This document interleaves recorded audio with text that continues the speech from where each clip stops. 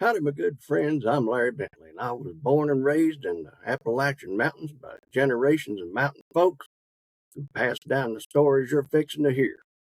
Together, we'll look through the eyes of an Appalachian at the murders, mysteries, legends, and forgotten history about these old mountains, and every now and again, we'll wander just a little beyond them. Welcome to Appalachian Murder, Mystery, and Legend. I hope you're doing well today. Thank you so much for stopping by. Now, if you hadn't been riding along with me through this series, well, you might want to listen to parts 1 and 2 to catch up with it.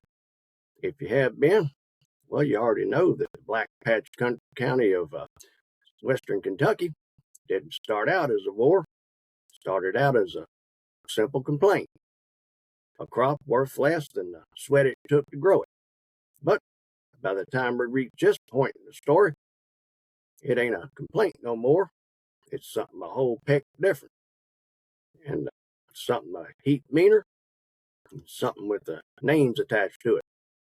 And them names might be a heap more familiar than folks in the Black Patch are going to feel good about. So pull that chair a little closer, because from here on out, there ain't much left but smoke, gunfire, and consequences. Before this is over, neighbors are going to know exactly who's riding at night. Now, in the early days of the night riders, most folks thought of them as anonymous troublemakers, men in masks, voices in the dark, warnings on horseback. But somewhere along the way, the warnings started turning into something a little more, well, let's just say permanent. Because once a group of men decides fear is a weapon, it's going to have to prove it's got a set of teeth. And somebody's going to find out how hard it bites. And because it wasn't already bad enough, that's when the assassination started slipping into the record. Not always announced as such in the newspapers at first. Sometimes they were called unknown attackers, sometimes masked men, and sometimes tragedy in the night. But people living there knew better. They didn't need no newspaper to tell them what they was already afraid of.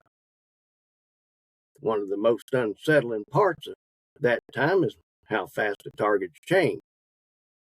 At first, it was men that sold tobacco outside the association. Then it was men that had the gall to think that they could get by saying something against it. Then it turned to men that simply refused to take a side at all, because neutrality in a place like that starts looking a whole lot like betrayal to somebody. And that's when the violence quit being symbolic. It started being a little more personal. There were cases reported across the Black Patch region where men were ripped right out of their homes in the middle of the night. Sometimes you were flat out warned. Sometimes they were beat about the front, back, both arms, chest, neck, and head. And in a few cases, they just never made it back home. The details vary depending on which newspaper you read, which country store came out or you came out of, and which side of the conflict controlled the local press that week. But the pattern was unmistakable. Men were being singled out, quietly, deliberately, and pretty much without anybody stepping up to claim responsibility. I reckon by then, well, not picking a side had done become a side all by itself. Now, there's one incident that stands out during this part, not because it was the biggest, but because of what it signaled. A respected tobacco man by the name of R.W. Babe Bennett was dragged off in the middle of the night. Later, they found his body. It had been beat and riddled with bullets. But what matters for our story is this.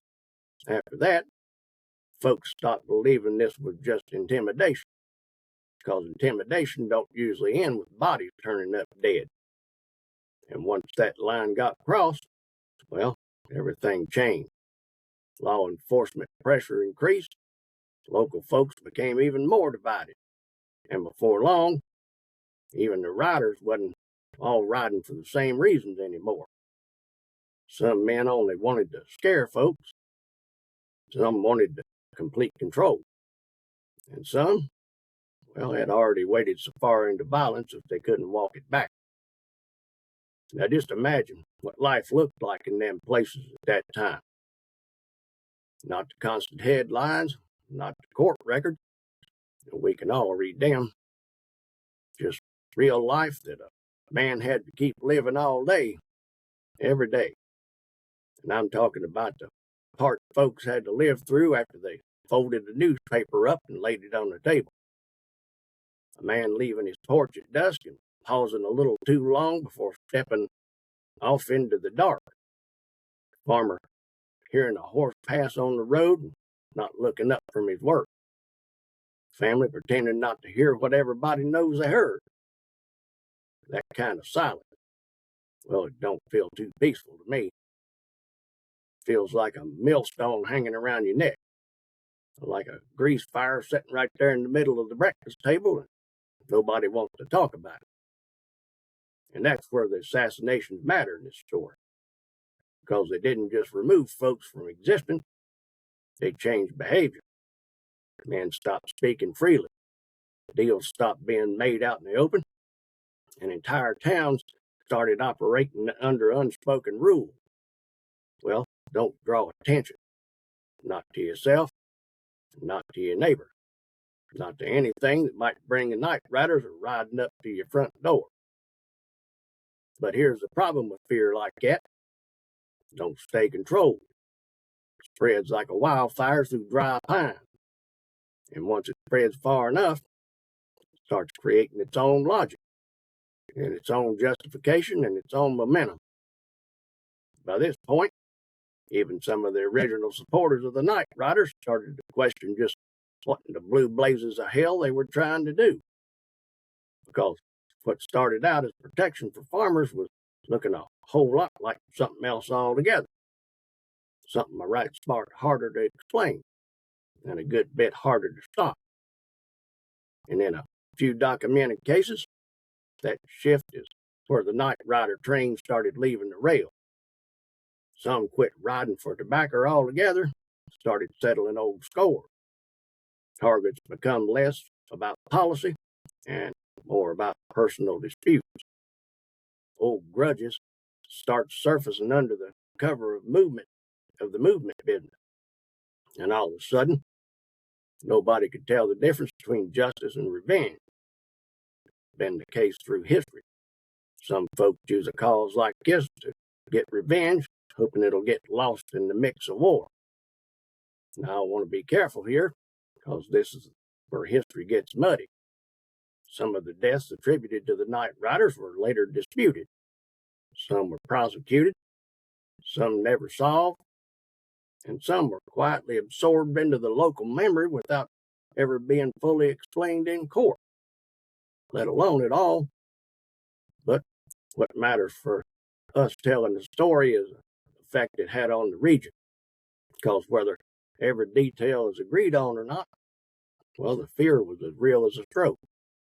The silence was real and sometimes meant the difference between life and death.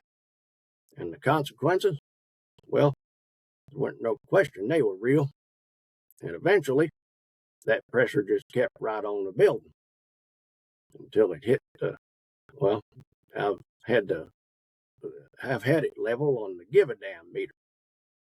The law couldn't ignore it anymore. Farmers that once stayed quiet started talking. And what had been what might be called an undercover feud started moving into daylight.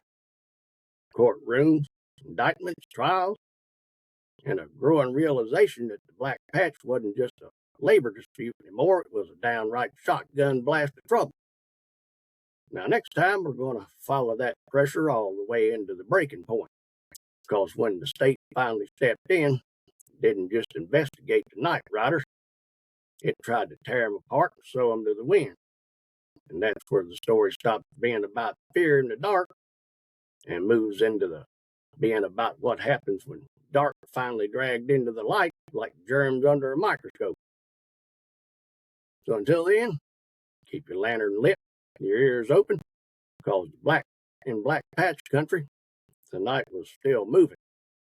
It just wasn't hiding as well anymore.